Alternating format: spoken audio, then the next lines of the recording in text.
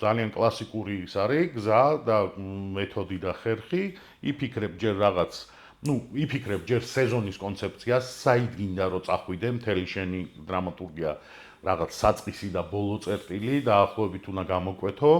მერე უკვე მინი ისტორიები, რომელიც თითოეულ სერიაში რაღაცა პარალელურ რეჟიმში ვითარდება, ზოგი იწყება, ზოგი მთავრდება და ამას ჭდებოდი, აი ესე იყო კლასიკურად, რომ მე და კეთი ვწყდებოდით ხოლმე, ვიფიქრებდით outlines, რაღაცა მონახას, სხვათა შორის რაღაც ეტაპზე უკვე ჩემი ჩარევა საერთოდ აღარ იყო ხოლმე საჭირო, რაღაც იდეები თუ მქონდა, მივწერდი, გაუზიარებდი ხოლმე და როგორც წესი თვითონ კეთი იფიქრებდა ამასაც და მერე უკვე გაწერა ხდებოდა სერიის, მერე სერიის კითხვა.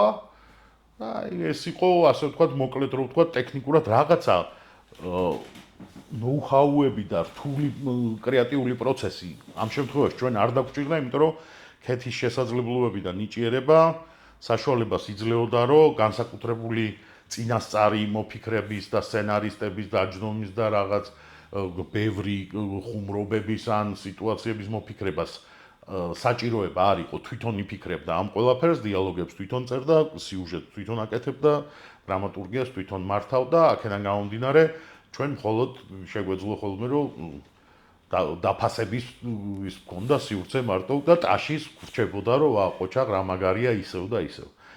ასე რომ რეალურად მსგავს სერიალებზე რო გადახედოთ, არის ხოლმე გამოკვეთილი იდეის ავტორი, ასე ვთქვათ და მე მუშაობს ხოლმე ჯგუფის სცენარისტების, რომელიც ზოგი დიალოგების გაწერაზე მუშაობს, ზოგი რაღაცა ინფორმაციის მოპოვებაზე, ზოგი რაღაც ხაზს ერთი წერს, რაღაც ხაზს მეორე წერს.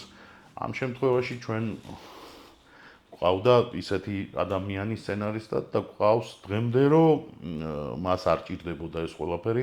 ანუ რეალურად ძალიან გაამარტივა, გააიაფა და დროში შეკუმშა ის პროცესი, რომელიც სხვაგან ძალიან დიდხანს და შრომატევადი არის.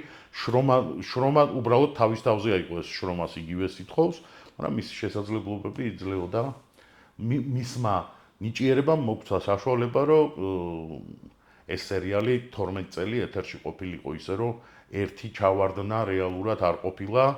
ვიღაცებს ხანდახან რაღაც სერია ჩავარდნათ მოჩვენებიათ, მაგრამ ყოველთვის აღმოჩნდებოდა ხოლმე მე, რომ ის სერია იყო რაღაცა დიდი აფეთქების მოსამზადებელი სიტუაციურად დასამწიფებელი სერია.